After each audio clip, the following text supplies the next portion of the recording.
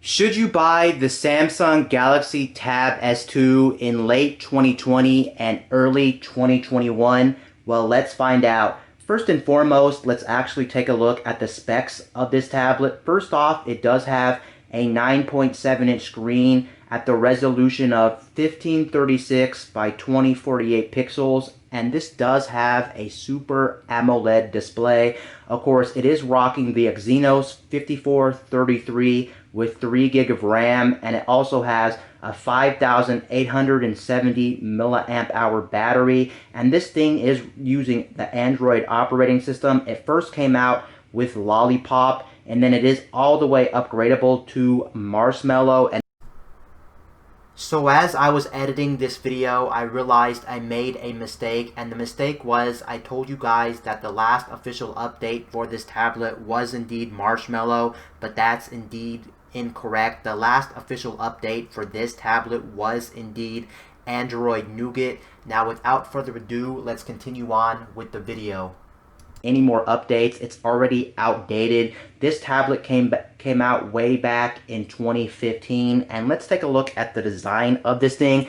So you can see right off the bat, the design of this thing is very outdated. You can see it does have a very big forehead and chin, and it does have a very big bezel on this device. On the bottom of this thing, it does have a headphone jack, which you guys know headphone jacks are becoming more scarce in the tech industry. And then we have some speakers on the bottom. It only has one pair of speakers on the bottom of the tablet. And then, of course, since this thing came out in 2015, it does use the much more older micro USB charging port, not the more commonly used USB Type-C.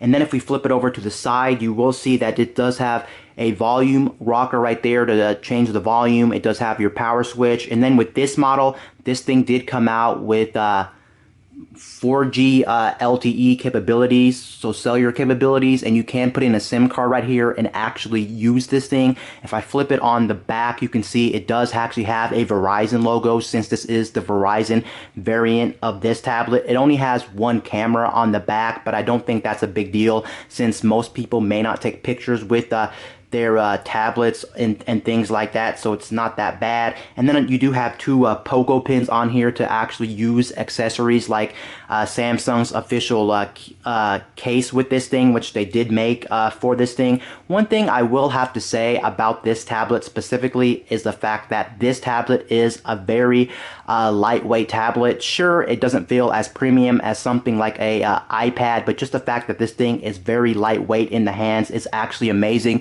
Let me actually bring over the original iPad Air 1. Here is the original iPad Air 1 right here in front of me, and all I can say is this thing is much more heavier than the Tab S2 from Samsung. And it's funny, Apple really made a big deal about how the iPad Air was a very thin tablet to begin with, but this thing definitely takes a cake, at least when it comes to the weight. The weight is really light. When you pick this thing up, you'll know exactly what I'm talking about. It's lighter than the iPad Air 1, which is pretty insane if you ask me. It's also actually funny really quickly that these two tablets in specific pretty much look identical when it comes to design and when it comes to the actual tablet. You really couldn't tell the front of these apart, besides the fact that one says Samsung and one doesn't say anything. Of course, they look pretty much identical there.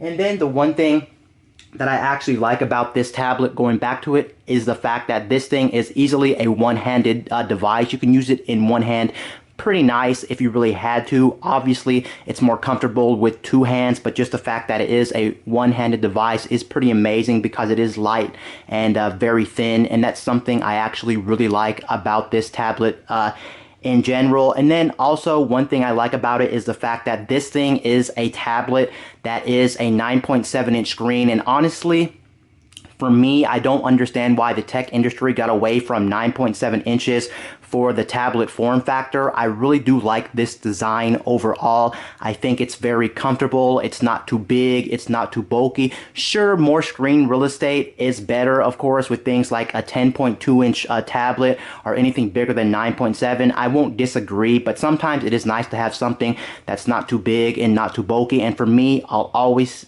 say 9.7 is the sweet spot for me, at least for big size devices like tablets. That's just me. And then turning this device on, it's still overall a pretty usable tablet to begin with. I'm not really having any major problems with this device. So the question is, should you buy this tablet in late 2020 or early 2021? Even though this tablet is still pretty usable and you can still download applications and things like that, honestly, I wouldn't recommend this to almost anyone for a number of different reasons. First of all, of course, this thing did come out in 2017, and since this thing came out in 2015, I said 2017, but I meant 2015. Since this thing came out about 5 or 6 years ago, honestly, I can't recommend it just because, one, it is very old, so that means this thing doesn't get any more support from Samsung, so you're stuck on the Marshmallow operating system.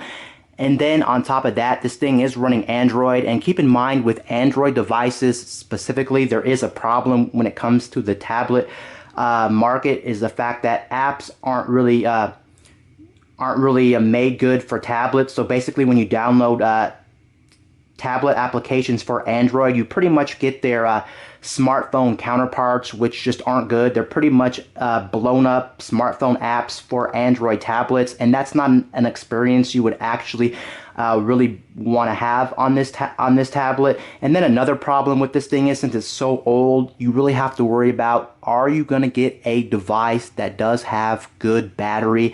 That's really the question there, because since this thing is so old, most of these tablets probably don't have good battery anymore. Granted, this thing still gets about 3 or 4 hours of battery in my use case, but honestly, it's still very hard to recommend this thing overall. It's running Android. It's coming from 2015. Another downside, of course, is the fact that it is running a micro USB port instead of USB Type-C. It's not the end of the world, but with better improvements in technology, that's not great. And of course, another thing that knocks this tablet down is the fact that it is using a much more older design when it comes to the actual tablet. It has a big forehead and chin and big bezels on the display. So so it looks a little bit more outdated, but again, that's personal preference, and I'm sure not a lot of people really care. They just want a device that will work, and this device will still work okay. And honestly, if you can get this thing super cheap, then I guess go for it. But there is just so many better options on the market that are even a little bit newer than this. I would honestly just not go for this for those reasons alone. But let's go ahead and go to the web browser and actually see if we can pull up a website on Chrome and things like that, and actually check out how this thing actually performs. So when it comes to the performance, this thing is actually only using a 60 hertz display instead of something like a 90 hertz display or a 120 hertz display. Honestly, we haven't had those type of displays for the longest time. Those are pretty recent, in the last like 2 or 3 years of mobile technology, and honestly I can say it's not that big a deal. And you can see I'm scrolling on the screen, and scrolling is pretty good, although especially with a device that's super old like this, that's where you really start to feel it kind of being a little bit slower or maybe a little bit choppier. And that's where I kind of wish that some of the older devices actually had a much more faster screen and faster refresh, just because I feel like at the end of the day, if you keep these devices for like 4 or 5 years, I feel like they'll age better over time if they have a high refresh rate screen like 90 hertz or 120 hertz, just because in theory they are going to be a little bit more smoother. So if the device ages, maybe the processor can't handle some of the tasks you're doing, maybe the company quote unquote might slow it down, or whatever the case may be, technically that high refresh rate should make it perform better over time, especially when it ages. But of course, 60 is not the end of the world, and you can see it scrolls pretty good, but sometimes you will get lag here and there. Sometimes things will take a while to actually open up and things like that. Let's actually go ahead and open up a game on here, Subway Surfers, and see this game in action. The one thing I actually like about this tablet is the fact that it is using a Super AMOLED display. That's something that Samsung is always great at, making some of the best displays in mobile technology. And that's something that's great, because that means at the end of the day, when you keep these devices for 4 or 5 or 6 years like some people do, it will actually hold up. And that's something I do like about this device. The display on this device still really does feel like a modern day device. I don't really feel like the screen on this is outdated, or it's too pixelated, or it's too grainy or low res or anything like that. It really does look like a very nice display, and something you can see in the camera as well, the video, is you can see that I'm holding this with one hand. That's why I stand by this. I still think 9.7 inches is just a perfect size for a big screen tablet like this. I really do like this. Obviously, this is still mostly a two-handed device, but if you had to palm this in your hands or had to use it really quickly, you could technically get away with using this in one hand, of course. And yeah, the performance on the games are actually okay, but when you play anything too graphically intensive, honestly, that's where this thing really starts to show its age. And honestly, if you're going to be playing a lot of intensive games on this thing, I wouldn't recommend it, just because the processor is pretty outdated at this point. And then on top of that, it only has 3 gig of RAM, which may seem okay, but it's really not okay, especially for games. And then of course, since the battery is older, the battery is going to take a massive hit. You can't play anything hardcore on this. Like when you start to play something very intensive, the battery does not last. It only lasts like maybe 20 minutes or 30 minutes at most. It's just not really a great experience for that. But yeah, overall, I would say, again, this is an okay tablet. If you have no choice and you have to buy this, obviously this is still going to be a very usable device, but honestly, I just can't recommend it for a number of different reasons, which I pretty much just explained in this video. But overall, it's still a very nice feeling tablet, and it aged pretty well in my opinion. Anyway, guys, this is Wayne from My Tech News, signing out.